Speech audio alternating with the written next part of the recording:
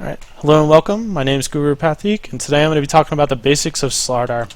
I've had a lot of fun playing this hero recently. That's part of the reason I want to talk about him. I've also been kind of spamming him because he's just a lot of fun, honestly. He's very different than what I've been working on as a player. I've been working on a lot of farming efficiency, making sure items come online early enough, rotating and that kind of thing. And Slardar just says, I just want to fight. That's all this hero wants to do. And so he's a nice, refreshing change of pace, and I've had a lot of fun playing him. And hopefully you will too. The other reason I like him is that he works in a variety of lineups. I'm mostly going to be talking about playing Slardar offlane because I think that's kind of his best lane, but he's also a really viable mid. He's also a really good safe laner, and he can even be a good 4-position hero. But in my ranked games, I just pick him first.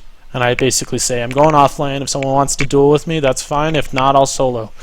And that takes a lot of pressure off of your team when you've got a first pick, it's an offlaner, and your team can kind of build around your hero, and then it also kind of forces their team to build to counter Slardar. And what I mean by that is they often have to pick things like Sven or Abaddon, who aren't necessarily great heroes currently, but counter Slardar's minus armor. And so he's good from that standpoint as well. And another thing I like about the hero is that he uses farm well, but he doesn't necessarily need it to have a big impact. So if you have a really good game in the offlane, you can almost turn into a carry. It's not like a Skywrath where, you start doing really well, but you don't really know what to do with your items. Slardar is one of those heroes that can use those items well and even transition. And so that makes him really good for solo queues, especially when, your safe lane struggles and you need to kind of step in and become the carry for your games. But like I said, I've been spamming him, so I'm going to give you a little look at my Dota buff. And I've been having a lot of success on this hero. I have almost a 70% win rate on this hero. And as you can see, a lot of success on this hero. And so I'm just going to talk about how I play him and what my strengths and weaknesses are, or what the strengths and weaknesses are of the hero, and hopefully it'll get you going. But when you start spamming a hero, what happens is, and a lot of pros do this, honestly. Like if a pro wants to reach a higher MMR tier, they spam a hero. And it's because certain heroes fit your playstyle, and by spamming them, you can almost learn a lot about how to play the game. Now, I started spamming Slardar mostly because I looked at my Dota buff and I said, wow, I won 4 games in a row of Slardar. Is that just random luck, or is that because this hero makes me play a playstyle that's a little bit different and a little bit better than what I'm currently playing? So I played him a few more times and I was like, wow, I just keep winning. And so I started asking why. Why did I start winning on this hero?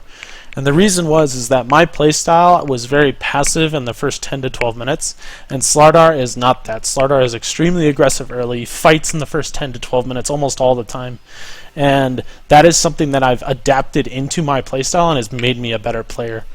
And so that's one of the reasons to advocate spamming, is that it teaches you what you are weak at as a player, and you basically incorporate more styles into your ability to play. And so it helps you grow. That's one reason I advocate it. The other reason I advocate it is that it teaches you how to play versus counters. You're not always going to have a perfect Slardar game, a perfect Meepo game, perfect anything game. So it's really nice to be able to play versus counters. Because if you can win in a matchup when you have a good matchup, that's great. But most of the time, you're not going to have that perfect matchup.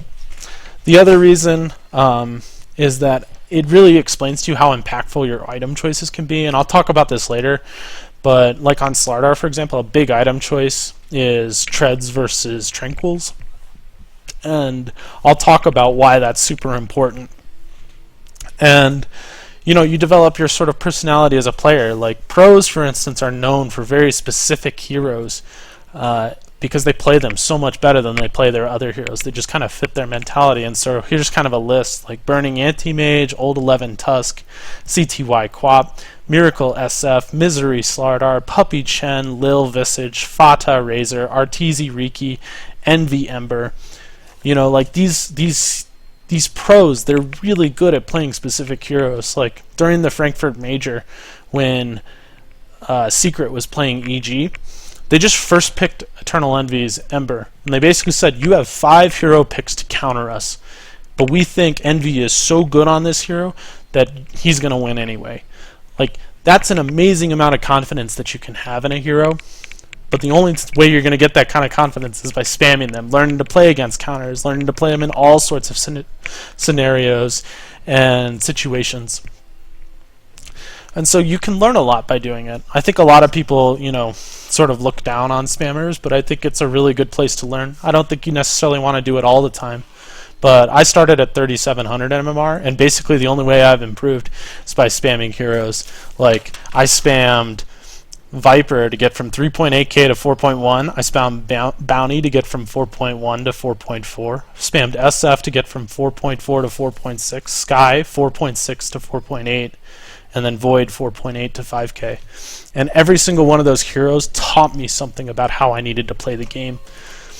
So, enough of that, enough of spamming. Let's talk about Slardar. So base stats on Slardar, things I want to talk about. He's got okay base damage. 55 is pretty good.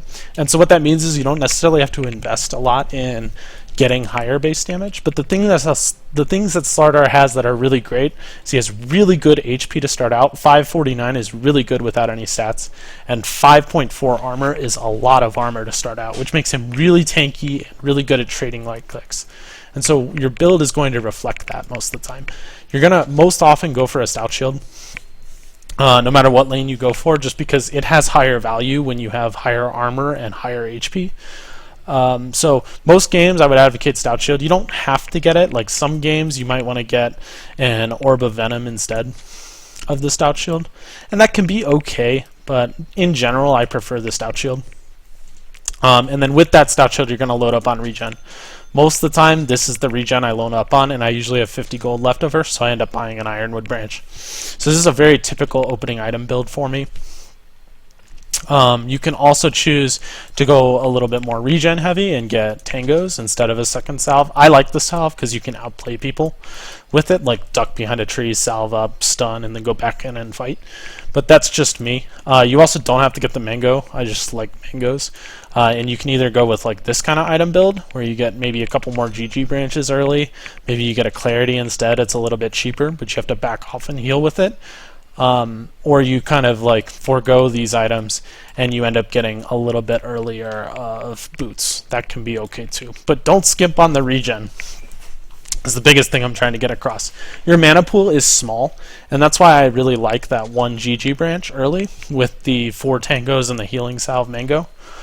But he doesn't usually have that many mana problems because he has enough mana to cast Crush twice, and then the mango gives you the ability to cast it twice more. So you have 4 crushes to start out, and so that's why I usually like the mango. But that's usually good for opening item builds. It can be a little different if you're going mid or you're going safe lane, but that's usually very typical of the off lane. Next thing I want to talk about is his skills.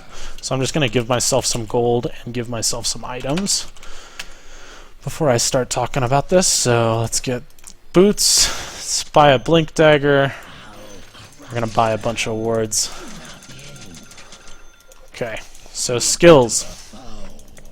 Every single skill on Slardar scales a little bit differently. So sprint gives you more movement speed when you cast it, and it's got a 12-second duration with a 17-second cooldown, which means most of the time you're just going to want to spam this. You want to have about 60-70% uptime with it. The movement speed scales, so it goes from 20% to 44%, so this is a really well-scaling ability. But most of the time you're going to end up maxing Crush first. And at level 1, it's kind of a choice between Sprint and Crush. You're never usually going to take Bash at 1.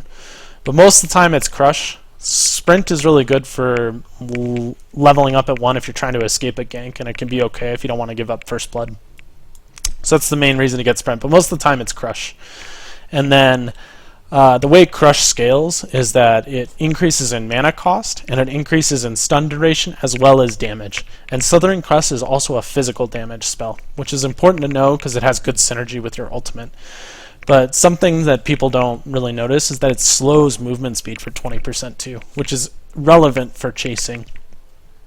So most of the time you're going to end up maxing this, and if I were to level Slardar, most of the times what I'm going to be doing is I'm going to be taking Slithering Crush at 1, I'm going to be taking Sprint at 2, and then at 3 you kind of have a choice, or level 4, you have a choice to picking up kind of a value point in Bash. the first point in Bash isn't very good, but Bash is a very good skill as you level it up. At level 4, it's a 25% chance to do 120 damage and bash them for a second. That's really good. But at level 1, 10% is really rare. And most of the time, I'm not going to end up taking Bash unless I'm in a one-on-one matchup where, you know, we're trading right clicks a lot. So most of the time, I'm going to end up maxing Crush. So I'll take Crush at 3. I'll take another point of Sprint early at 4. I'll take another point of Crush at 5, and then I'll get my ultimate at 6.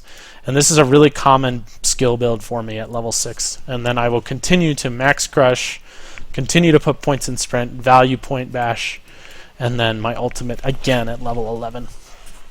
And your ultimate is really nice in a lot of different ways. It's got a really low mana cost, so you can kind of spam it. But it reduces armor, it gives vision, it's a 25-second duration on a 5-second cooldown. So most of the time, you just want to be spamming it. If somebody comes into your lane, you just spam it. The other thing I want to talk about with Slithering Crush is that the AoE is actually much bigger than the visual. So if we look at the visual, for example, the visual is kind of about this big, and you can see like there's kind of like a water circle that shows up under it. And that's the visual of it. But if you look at the actual AoE of the spell, it is much larger. And so what that means is when you're playing Slardar, being really good about understanding that AoE can be a major difference in how you play the hero. So what I'm going to do is I'm going to create a hero, and I'm going to create a Spirit Breaker. I'm also going to drop a ward so I can see him. So create hero, enemy Spirit Breaker. We'll level this guy's charge up. And so if you understand this AoE really well, you can actually stun things that you wouldn't actually expect to stun. So like if I'm getting charged by this Spirit Breaker, which is a really common counter pick, I can actually stun him before he hits me because I understand the AoE of Crush very well. This can come in handy. If you're really good with Slardar, you can actually stop a Spirit Breaker from stunning another enemy. You can blink in front of him and crush him before he lands that stun. So that's like a higher level Slardar thing to work on. Alright, before I go into like how to think about Slardar, there's another important thing I want to talk about Slardar, and that is the sort of pre-game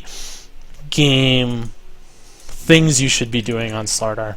When you start the game, you load up, you buy your items, and you run out to top lane. You ask a support to give you a ward immediately, because Slardar himself is actually a pretty weak laner. Like, he's good at fighting, but he's really bad at getting in range to fight. So if you're playing against a real smart ranged support, you're gonna have a lot of trouble in lane, and sometimes you might just be completely zoned out and be level 1 forever.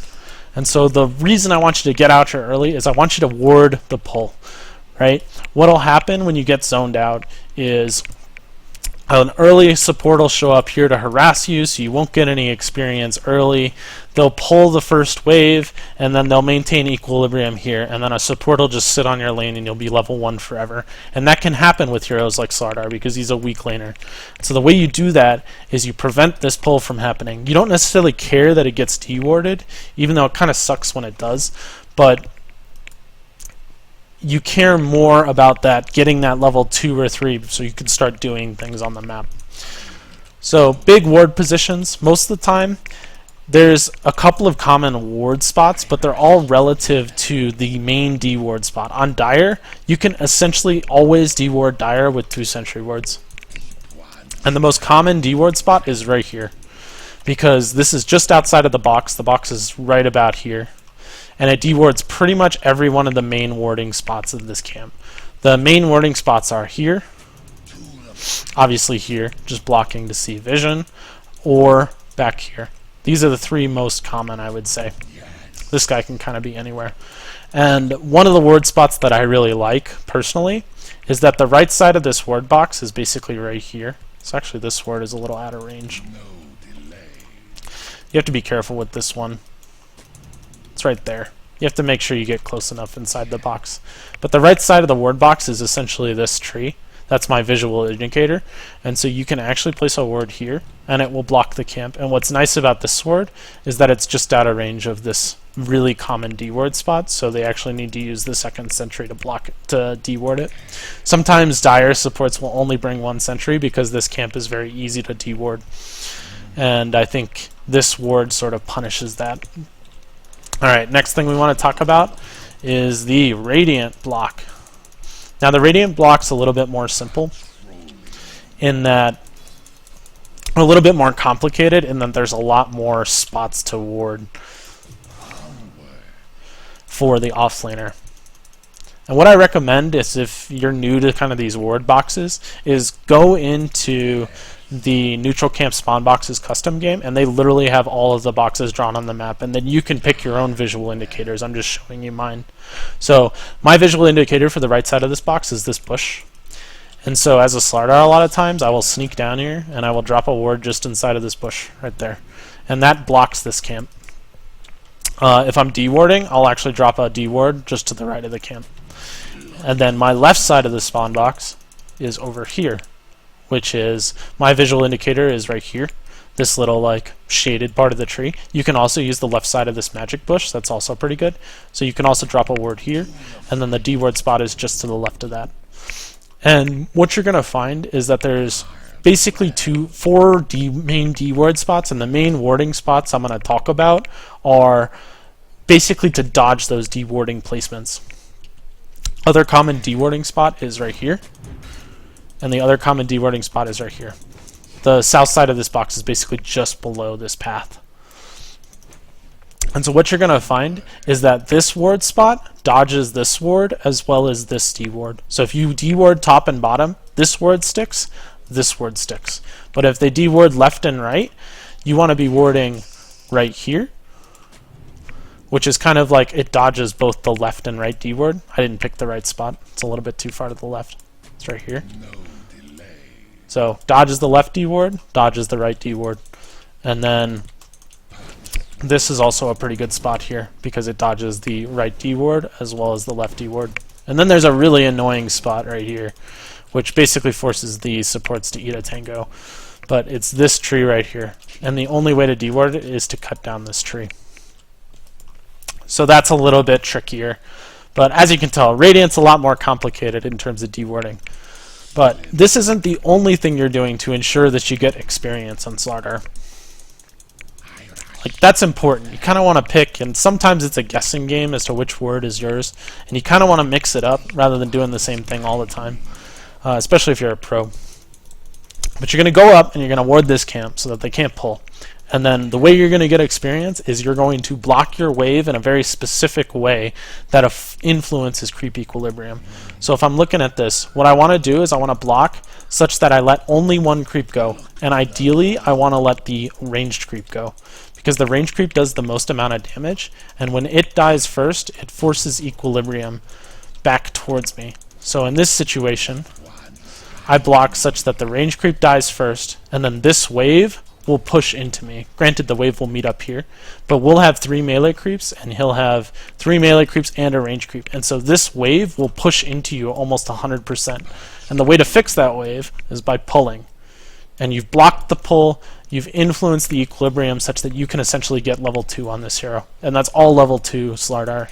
That's all you want on Slardar is level 2. Because once you have sprint and crush, you aren't necessarily tied to your lane, and you can go gank other lanes and do other things. So that's going to be the end of my basics of Slardar, and then I'm going to talk about how to play this Slardar. And okay. Focus, you're good. In this next section, I'm going to be focusing on how to play Slardar, and even though it's going to be a bot game, the principles are going to apply as you move forward. So we'll start this game up, and I'm going to buy the opening item builds that I talked about, which is the Stout Shield, Tango Salve, the Mango, and a GG branch, and I'm even going to give myself a little gold just to buy the ward. So I can run out and deward, or run out and ward the camp. And then I'll talk about what matchup he's good in. So I'll buy this ward. I'm going to give myself the gold for the ward, pretend like my support bought it. Mango, Salve. So instantly buy all your items and run out. And usually you want to be that quick about it. You want to be getting out of your base as early as possible on Slardar. And there's kind of like a specific way that I'll go to ward to avoid dying. There's also a specific way you can go to avoid being seen, and so you kind of have to choose based on whether or not you're going to think someone's going to run into you and kill you. This example, or this game for example, I'm not necessarily worried about dying, even though they've got a couple of stuns. So what I'm going to do is I'm going to go such that I can't be seen. So I kind of duck behind trees, and then I stay as close behind trees that makes it difficult for me to see. I pop out, drop my ward in a location that it drops, blocks the camp, and then I run back. And I think a lot of Slardars at this point, you can choose to roam around up here a bit more and look for heroes, maybe for a rune fight if you're looking to contest top, but you're not always necessarily looking to contest the top rune, and blocking is almost something that I like to do better. So most of the time I'll run out there, I'll ward, I'll kind of sit on this hill and assess what the rune situation is, and if we decide to fight, then I go fight.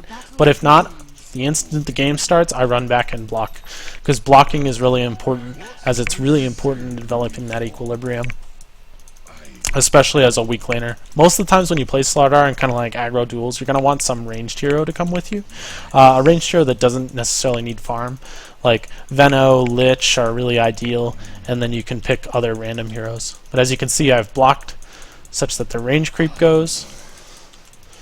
And now I've got the equilibrium set in a way that I want. Right? Their wave, if we look at this game, their wave is going to push into me almost no matter what. And at this point, like a support might show up and start bullying you if you're alone. If you're in a dual lane, they're not necessarily going to bother you. But if a support shows up and starts bullying you, then all you have to do is you just go sit at your tower. And you say, whatever, I'm going to get experience in 30 seconds, 40 seconds. I'm going to get level 2, and it's not a big deal. So that's kind of the opening of the laning phase. And then getting last hits as a Slardar is a little bit tricky, because most of the time you're going to have range supports that are just going to hit you when you walk up for last hits. And so the way you deal with that is you deal with it by pulling aggro. And so you're going to want to be almost constantly pulling aggro, and pulling aggro to a safe place. This creep right now is in a really safe place for me to last hit that this Jakiro is not going to bother me on. And so that's how you get your farm on this hero. You can also mess up last hits by doing that as well. Like if he's walking up to do a last hit and you pull aggro, you can mess up a carry's last hits by doing that. So you can actually influence the lane without necessarily being in the lane. And this is just kind of your laning phase.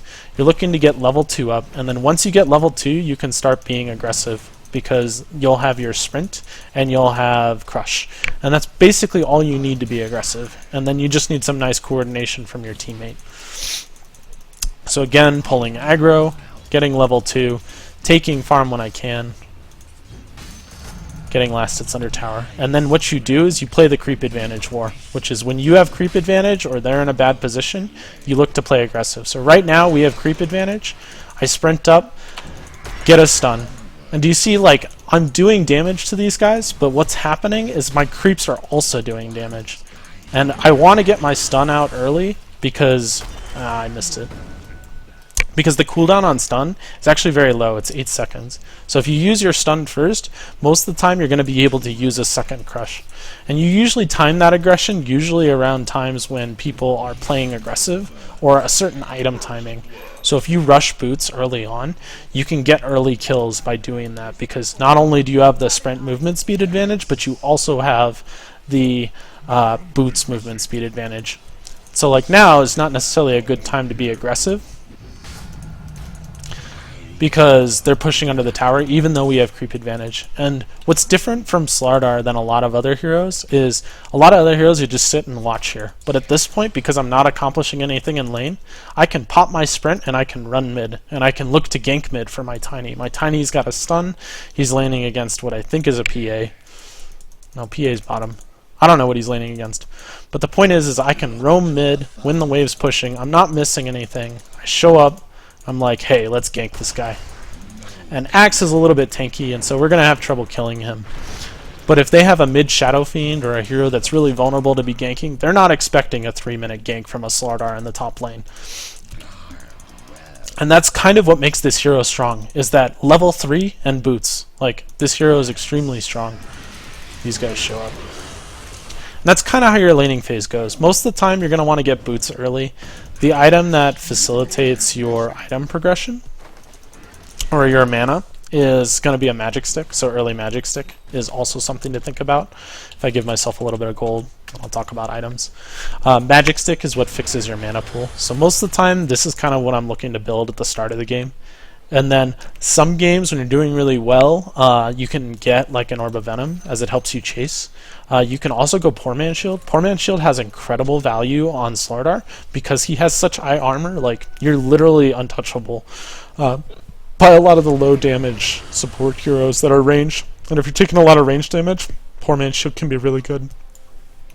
So that's kind of how your early laning phase goes. You go in, you get a crush, you get some follow-up from your other hero in your lane, and then you finish them off with that second crush as you're kiting with sprint, as your attack moving with sprint. And when your wave is pushed into your tower, you look to go gank mid, you look to roam in on the backside and maybe get some kills that way. But it's all fighting, fighting, fighting, and then managing your regen well. The way you get last hits, again, pulling aggro. Now what's going to happen is you're kind of going to transition to sort of an early mid game where you're going to start accruing gold. And as you start to accrue gold, you're going to be thinking about buying that Blink Dagger because that's the item you're most of the time going to work towards on Slardar. And Blink Dagger is a fantastic item on this hero. But what I see a lot of Slardars doing, and this is kind of a mistake when playing Slardar, is they get that Blink Dagger too early. So if I were to look at our lineup, for example, we've got a lot of really good stuns on our lineup, and Tiny, most of the time, he's going to go Blink.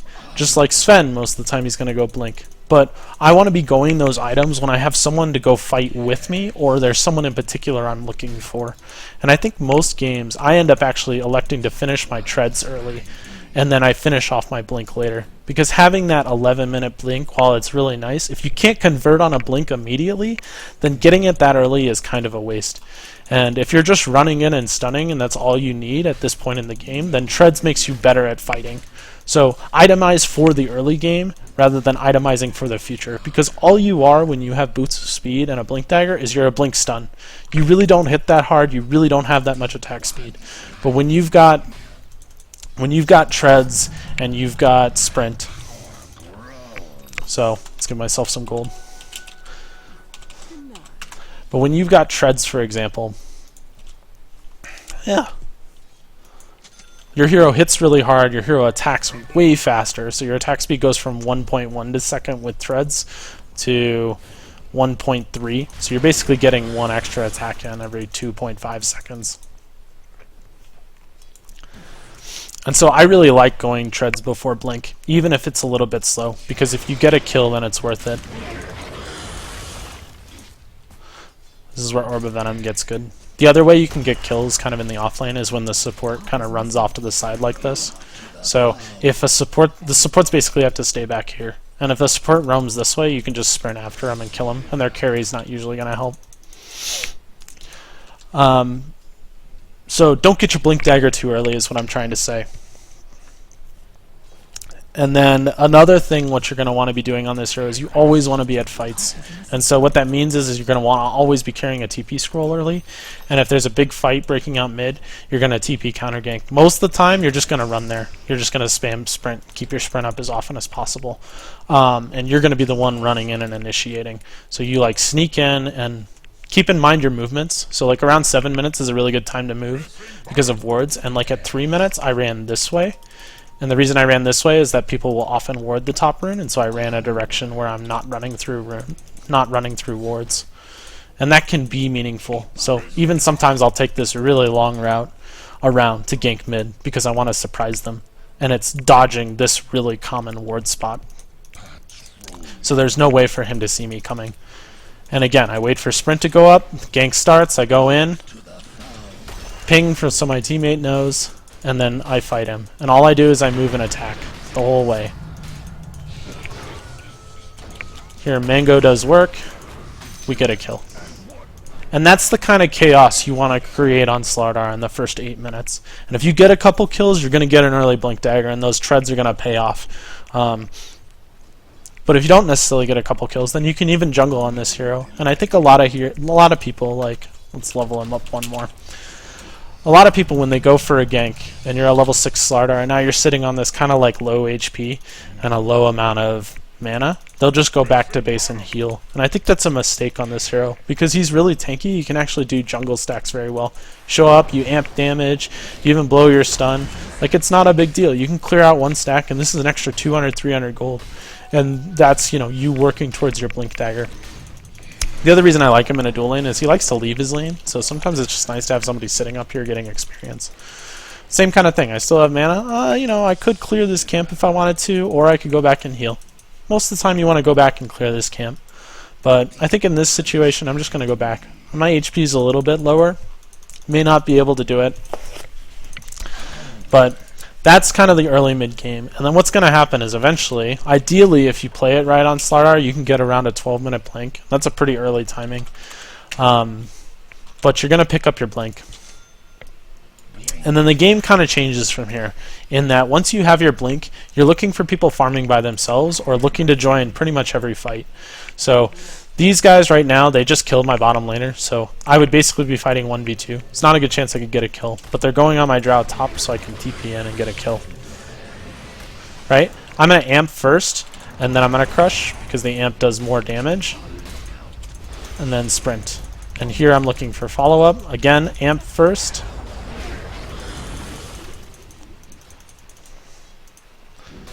What's nice about blink is that you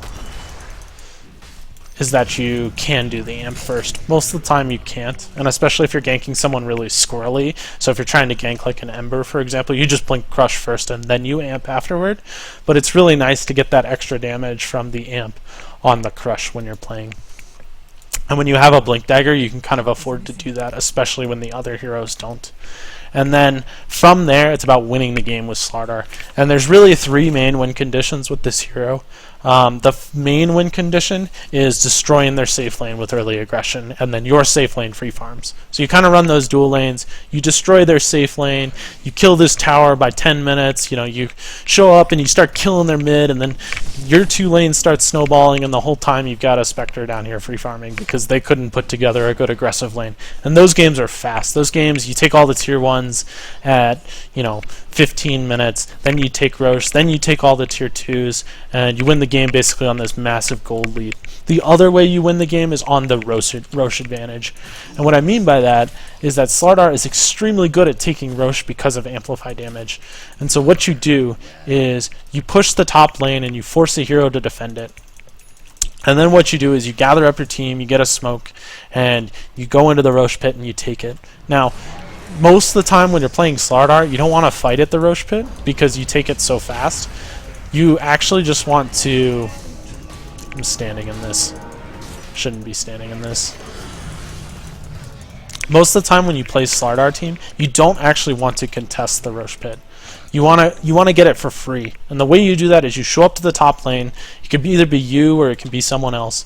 And you push this wave into the tower, and then somebody shows up, and the instant they show up, you smoke and go into Roche. Because if they take the fight, it's 5v4. Most of the time, because Roche has a Linken's, you're going to want someone to pop it, but you can just pop it yourself. The low cooldown on amp, don't feel bad about amping it twice.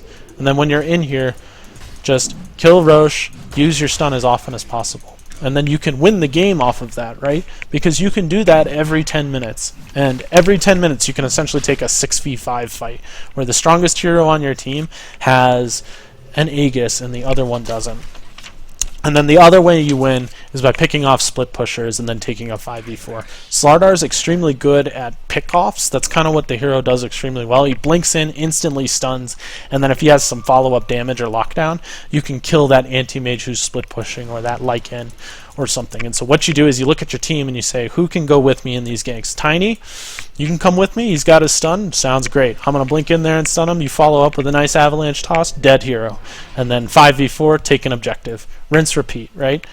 Gank the anti-mage, take a tier 1. Gank the, you know, in this example it would be the PA, so maybe him and I go gank the PA, take another tier 1. Gank the CK, take another tier 1. Gank the Axe, take another tier 2. Right? You're constantly making them choose between fighting 5v4 and fighting or not fighting and giving up an objective. And you just keep doing that until you're basically at their base. And I think that's basically the 3 main ways that you're going to win. In terms of counters, there's a lot of counters to Slardar out there, but like I said, I feel pretty comfortable playing against them, and I think if you're just going to first pick him, you'll learn to play against them. But most of the counters you're going to see are cores with lockdown, so basically heroes with stun, because sprint amplifies the damage you take, and if they can just lock you down, your squirrely little Slardar do enough damage to you, you're just going to die. So those cores would be like Void, for example. Other heroes are heroes that have armor-based spells. So Sven, with his Warcry giving armor, is a really good counter that you see a lot. He also has Lockdown, so he fits that Lockdown category as well. Purge Effects, and that can be items or heroes, so like a Baden with his Aphotic Shield or Omni Knight with his Repel. Those can be really annoying for you, as well as like Omni Knight's ult. Items that purge, so Lotus Orb is another one, Diffusal's another one, and then again, like, there's also the supports with lockdown, so Spirit Breaker, Witch Doctor, those kinds of stuns can be pretty annoying for you. And then the last thing that counters you are the blink cancelers of the world, which are the heroes with kind of like mass global AoE spells, or yeah, sort of globals that cancel your AoE, or heroes that put things on the ground, sort of like a Veno. That cancel your blink and don't allow you to get into a fight with a clean blink. So those heroes would be like Zeus, Veno, Clock, Spectre. But you're pretty good in all of those matchups, to be honest. You just kind of play around it. Like, even versus a Clock most of the time. I know this is like the common build where I go Treads and then I go Blink. But you can sometimes just choose to go Force Staff instead. And I think, when you're thinking about itemizing Slardar for the late game, this is where that choice between Power Treads and between Tranquils really matters. Because when you pick Tranquils, you're choosing to be more of a utility Slardar.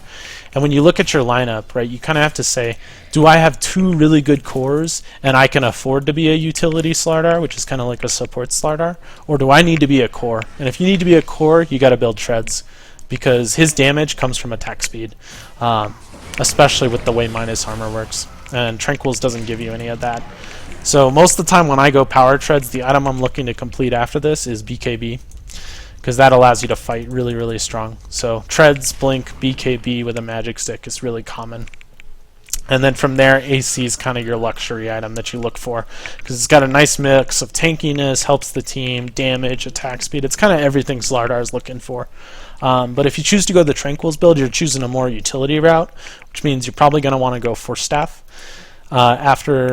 So you go Tranquils, Blink, and then Force Staff, or maybe you even go Force Staff first, and then you can choose to go another utility item, so like a Glimmer Cape would be okay, Solar Crest could be okay, BKB could be okay, but that's a little bit more utility. You can like mix and match based on what you need during the game. This game in particular, there's no reason to go as Force Staff. Maybe it's good against Skywrath, but BKB is also good against Skywrath, so I think I would just elect to do that. Overall, that's kind of like my basic guide to Slardar. Things for you to check out next would be me reviewing some of my replays of Slardar. I have like a collection of 4 replays I think I'm going to go through and talk about the early laning phase and aggression and things you should be thinking about as a Slardar. And then I'm also going to have a replay commentary of a pretty interesting game where I played Slardar, so go ahead and check those out. And I hope this guide inspired you to play some Slardar.